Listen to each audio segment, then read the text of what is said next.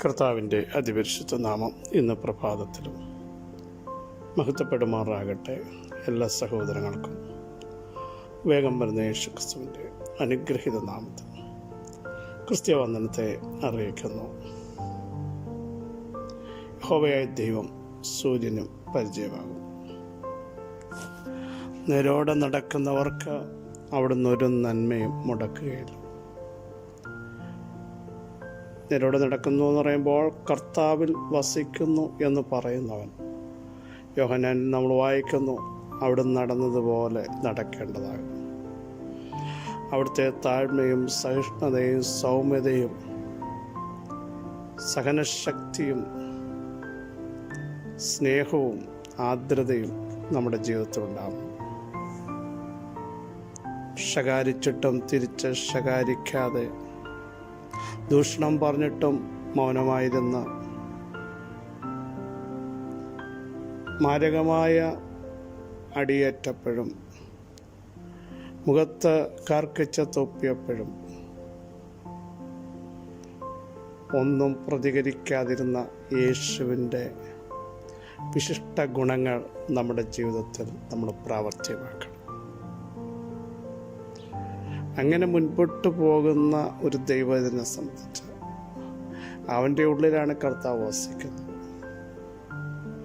അതുകൊണ്ടാണ് പരിശുദ്ധാത്മാവിൻ്റെ ശക്തി നമ്മുടെ മേൽ വരുമ്പോൾ തന്നെ ആത്മാവിൻ്റെ ഫലങ്ങൾ നമ്മളുണ്ടായിരിക്കണം.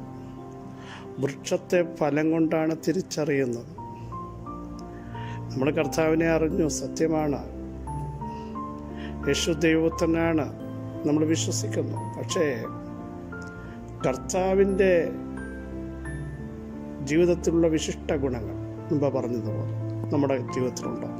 എന്താ ആത്മാവിൻ്റെ ഫലം? സ്നേഹമുണ്ടോ? സ്നേഹം, സന്തോഷം, സമാധാനം, ദീർഘക്ഷമ, ദയ, വിശ്വസ്തത, ഇന്ദ്രിയജയം, സൗമ്യത, ഇതൊക്കെ നമ്മുടെ ജീവിതത്തിൽ ഉണ്ടോ? ഇല്ലെങ്കിൽ, ആത്മാവിൻ്റെ ഫലമില്ലെങ്കിൽ വരം കൊണ്ട് യാതൊരു കാര്യമില്ല. നമ്മളെ കാണുന്നവർ കർത്താവിനെ കാണട്ടെ. നമ്മളോട് സംസാരിക്കുന്നവർ കർത്താവിൻ്റെ സ്നേഹം മനസ്സിലാക്കട്ടെ. നമ്മളെ നോക്കുന്നവരിൽ ഇവരൊരു വ്യത്യസ്തരാണ് എന്ന ചിന്ത ഉണ്ടാവണം. പ്രിയ സഹോദരങ്ങളെ, പൗലോസ്ലീഹ പറഞ്ഞു, നിങ്ങൾ ക്രിസ്തുവിൻ്റെ അനുകാരികളായിരിക്കുന്നത് പോലെ എൻ്റെ അനുകാരികളായിരിക്കും. എന്നെ നോക്കാനാണ് പറഞ്ഞത്. അദ്ദേഹത്തെ നോക്കിയാൽ താൻ പെർഫെക്റ്റായിട്ട് ജീവിക്കാൻ ശ്രമിച്ചു. കഷ്ടത വന്നപ്പോഴും, പട്ടിണി വന്നപ്പോഴും, ഉപദ്രവം വന്നപ്പോഴും, നഗ്നത വന്നപ്പോഴും, വാള് വന്നപ്പോഴും, ആപത്ത് വന്നപ്പോഴും, പൈതാഹം വന്നപ്പോഴും എല്ലാം യേശുവിനെ തള്ളിപ്പറയാതെ അറിഞ്ഞ സത്യത്തിന് വേണ്ടി മാതൃകയോടെ ജീവിച്ച ഒരു ഭക്തനായ മനുഷ്യനാണ് പൗലോസ്. നമുക്ക് ഓൾഡ് ടെസ്റ്റ്മെൻറ്റിൽ ശമൂവേൽ വൃദ്ധനായി തീർന്നിട്ടാണ് ജനത്തെയെല്ലാം വിളിച്ചു കൂട്ടിയിട്ട് പറഞ്ഞ പ്രസ്താവന, ഞാൻ നിങ്ങളുടെ ഇടയിൽ ഇത്രയും നാൾ ഉണ്ടായിരുന്നു, ഇത്രയും നാൾ നിങ്ങൾക്ക് ന്യായപാലനം ചെയ്തു, നിങ്ങളെ നടത്തി. എന്തെങ്കിലും എൻ്റെ ജീവിതത്തിൽ കുറവുകളുണ്ടെങ്കിൽ നിങ്ങൾ ചൂണ്ടിക്കാണിക്കാൻ പറഞ്ഞു. സഹോദരങ്ങളെ, ഇങ്ങനെയുള്ളൊരു ക്രിസ്തീയ ജീവിതം നയിക്കാനാണ് പരിശുദ്ധാത്മാവ് നമ്മളെപ്പറ്റി ആഗ്രഹിക്കുന്നത്. കർത്താവിൻ്റെ വരവ് വാതിക്കലായിരിക്കുന്നു. സംഭവങ്ങൾ അത് വിളിച്ചറിയിക്കുന്നു. നാളെ ഒരു അവസരമുണ്ടാകും എന്നാരും ചിന്തിക്കരുത്. കിട്ടുന്ന അവസരം കർത്താവിനെ സ്നേഹിച്ചും മാനിച്ചും സേവിച്ചും വിശുദ്ധിയോടും വിശ്വസ്തയോടും ആത്മീയ ജീവിതം നയിച്ച, ജീവിതത്തെ ക്രമീകരിക്കേണ്ട എല്ലാ മേഖലകളിലും ക്രമീകരിച്ച്, മറ്റുള്ളവരെ നോക്കാതെ നമ്മളെ തന്നെ നോക്കി, നമ്മളെ തന്നെ വിധിക്കേണ്ടിടത്ത് വിധിച്ച്, നമ്മൾ നിന്ന് എറിഞ്ഞു കളയേണ്ടത് ഉപേക്ഷിച്ച് കളഞ്ഞ് മുൻപോട്ട് പോയാൽ മാത്രമേ നമുക്ക് സ്വർഗരാജ്യത്തിലെത്താൻ പറ്റുകയുള്ളൂ. സ്വർഗത്തിൽ പോയില്ലെങ്കിൽ ഈ ഭൂമിയിൽ എന്തൊക്കെ സമ്പാദിച്ചു എന്ന് പറഞ്ഞു, എന്തൊക്കെ ഡിപ്പോസിറ്റുകളുണ്ടെന്ന് പറഞ്ഞു, അതിനകത്തൊന്നും ഒരു കാര്യമില്ലെന്ന് നമ്മൾ ചിന്തിക്കേണ്ട സമയം വളരെ അതിക്രമിച്ചിരിക്കുന്നു. അതിൽ നമുക്കൊന്ന് മടങ്ങി വരാം. യെശയ്യാപ്രവചനം 49 13 വാക്യം. ആകാശമേ ഘോഷിച്ച് ഉല്ലസിക്കുക, ഭൂമിയെ ആനന്ദിക്കുക, പർവ്വതങ്ങളെ പൊട്ടിയാർക്കുവേൻ. യഹോവ തൻ്റെ ജനത്തെ ആശ്വസിപ്പിക്കുന്നു, തൻ്റെ അരിഷ്ടന്മാരോട് കരുണ കാണിക്കും. ഘോഷിച്ചാനന്ദിക്കാൻ, പൊട്ടിയാർക്കാൻ ദൈവത്തിൻ്റെ വചനം നമ്മളെ ഇന്ന് പകൽ ആഹ്വാനം ചെയ്യുന്നു.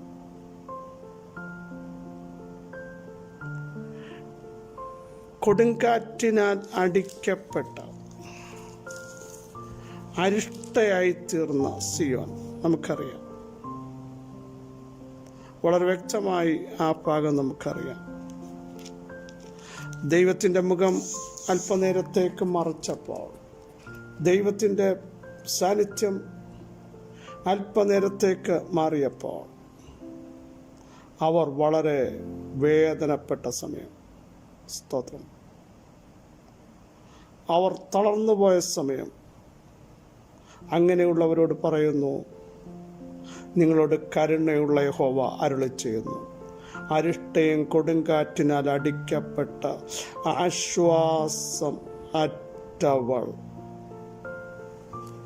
നോക്കൂ, ആശ്വാസമറ്റവരോട്, പ്രതീക്ഷ നഷ്ടപ്പെട്ടവരോട്, എല്ലാം അസ്തമിച്ചു എന്ന് പറയുന്നവരോട്, ഇനിയും ഒന്നും കാണത്തില്ലെന്ന് പിശാചു പറയുന്ന ചിലരോടും വചനത്തിന് വിളിച്ചു പറയാനുള്ളത്, നിങ്ങൾ പൊട്ടി ആർക്കുക, നിങ്ങൾ സന്തോഷിച്ചാനന്ദിക്കുക, ദൈവത്തിന് മഹത്വം കരേറ്റുക. സ്തോത്രം. ഹല്ലേലൂയ. കാരണം യഹോവ നിങ്ങളെ ആശ്വസിപ്പിച്ചിരിക്കുന്നു എന്ന് പറഞ്ഞാൽ ദൈവം നിങ്ങൾക്ക് വേണ്ടി പ്രവർത്തിച്ചിരിക്കുന്നു. നിങ്ങളുടെ സങ്കടങ്ങളെ എടുത്തു മാറ്റുന്നു, നിങ്ങളുടെ വേദനകളെ എടുത്തു മാറ്റുന്നു. ഒരു കാലഘട്ടം യോസഫ് പോയത് ഏറ്റവും ഭയാനകമായ അവസ്ഥ, വെല്ലുവിളികളുടെ അവസ്ഥ, തകർച്ചകൾ ജീവിതത്തിൽ വന്നു. ആശ്വസിപ്പിക്കാൻ അപ്പനില്ല, അമ്മയില്ല, സഹോദരങ്ങൾ മാറി നിൽക്കുകയാണ്. വിറ്റ സഹോദരന്മാർ മറ്റൊരു ദേശത്ത്, മിസ്രയീമിൻ്റെ ശക്തികളെതിരെ, അതിനുശേഷം കാരാഗ്രഹങ്ങൾ, ഇതെല്ലാം വന്നു.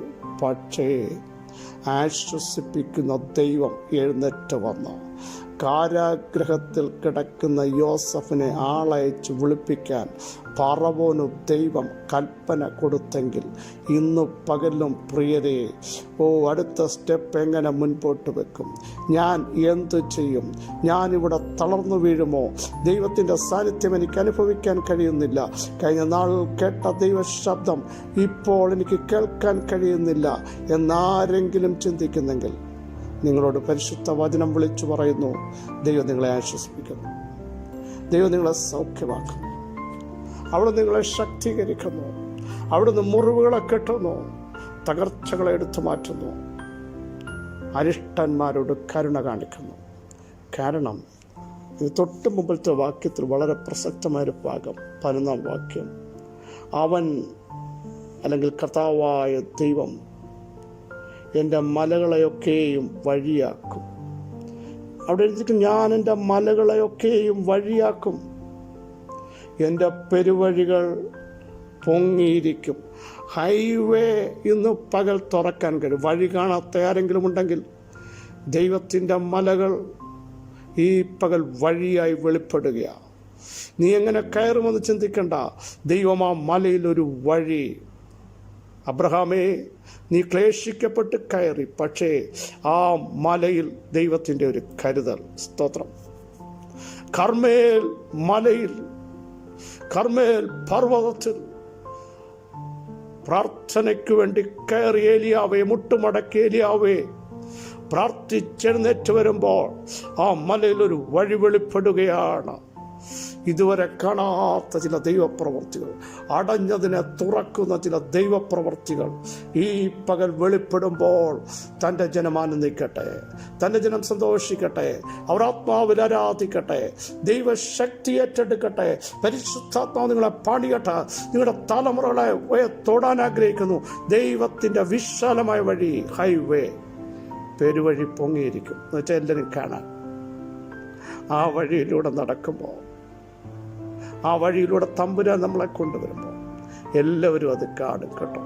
കഴിഞ്ഞ നാളുകൾ വഴി എവിടെയും ചോദിച്ച് നിനക്ക് മാത്രം എന്തേ തുറക്കാത്തത്, നിനക്ക് മാത്രം എന്തേ ഇതുവരെ ദൈവപ്രവൃത്തി വരാത്തത് എന്ന് ചോദിച്ച സമൂഹം കാണുക ആ വഴി പൊങ്ങിയ വഴി എൻ്റെ പെരുവഴികൾ പൊങ്ങിയിരിക്കും.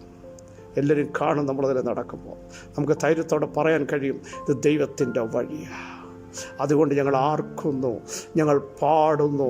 ഞങ്ങളെ ആശ്വസിപ്പിക്കുന്ന ഒരു ദൈവം, ഞങ്ങളെ മാർവിടത്തിൽ വഹിക്കുന്ന ഒരു ദൈവം, ഞങ്ങളുടെ മുറിവുകളെ കെട്ടുന്ന ഒരു ദൈവം, ഞങ്ങളുടെ തകർച്ചകളെ മാറ്റുന്ന ഒരു ദൈവം, ഞങ്ങളെ ആത്മാവിൽ ശക്തീകരിച്ച് പുറത്തു കൊണ്ടുവരുന്ന ദൈവം, അവിടുന്നാണ് ഞങ്ങളെ ഇത്രത്തോളം കൊണ്ടുവന്നത് എന്ന് പറയത്തക്ക രീതിയിൽ പരിശുദ്ധാത്മാവ് തൻ്റെ ജനത്തെ ഇന്ന് പകൽ ബലത്തോടെ നിർത്തുന്നു, ശക്തിയോടെ നിർത്തുന്നു. എത്ര പേർക്ക് വിശ്വസിച്ച് ഈ ദൂതേറ്റെടുക്കാൻ കഴിയും? ദൈവം തൻ്റെ ജനത്തെ ആശ്വസിപ്പിക്കുന്നു, തൻ്റെ അരിഷ്ടന്മാരോട് കരുണ കാണിക്കുന്നു. ഇനിയും കർത്താവ് എന്നെ ഉപേക്ഷിച്ചെന്നോ തള്ളിക്കളയുന്നോ ഒന്നും ആരും പറയരുത്. ദൈവം ഇതാ എഴുന്നേറ്റ് വന്നിരിക്കുന്നു. കർത്താവ് നിങ്ങൾക്ക് വേണ്ടി ഇന്ന് പകൽ വീര്യം പ്രവർത്തിക്കുന്നു. നിങ്ങളുടെ ഓഫീസിനകത്തെ ആ പ്രശ്നത്തെ കർത്താവ് എടുത്തു മാറ്റുന്നു. നിങ്ങളുടെ തലമുറകളെ ചൊല്ലിയുള്ള ഭാരത്തെ കർത്താവ് ഇന്ന് പകൽ പരിഹരിക്കുന്നു. കർത്താവ് അവിടെ ഇറങ്ങി വരിക. ആ മോന് വേണ്ടി ദൈവം അവിടെ നിൽക്കുന്നു. എന്തിനാ ഭയപ്പെടുന്നത്? നിങ്ങളുടെ തലമുറയുടെ കെട്ടുപണി നാളുകൾ കഴിയാത്തത് ഇന്ന് പകൽ ക്രമീകരിക്കാൻ ദൈവം എഴുന്നേറ്റ് വന്നിട്ടുണ്ട്.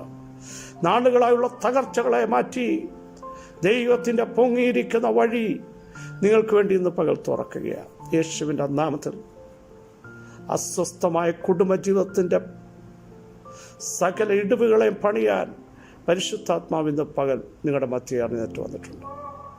തളർന്നു പോകരുത്, ക്ഷീണിക്കരുത്. പഠിച്ചിട്ടും ഗ്രഹിക്കാൻ കഴിയാത്ത ചില കുഞ്ഞുങ്ങളുടെ ബുദ്ധിയെ തുറക്കാൻ മാതാപിതാക്കൾ ചിലർ വേദനിക്കുന്നു.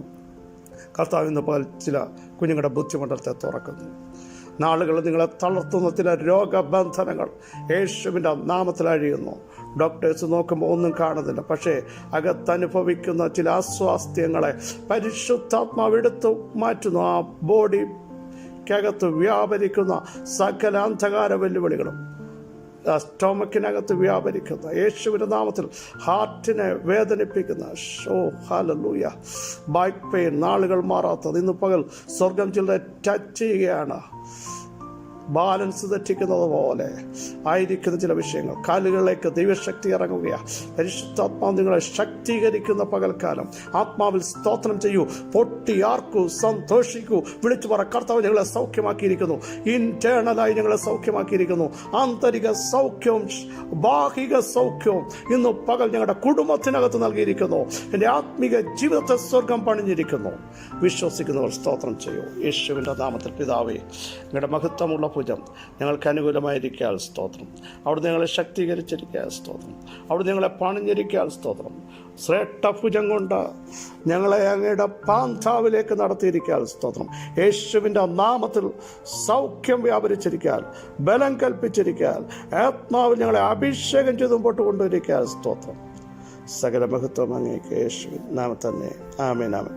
ക്രിസ്തുവിൽ വാത്സല്യ സഹോദരങ്ങളെ, ധൈര്യത്തോടെ, ബലത്തോടെ, ശക്തിയോടെ, ആർപ്പോടെ, സന്തോഷത്തോടെ മുമ്പോട്ട് പോകൂ. കർത്താവ് വൻ കാര്യങ്ങൾ ചെയ്തിരിക്കുന്നു.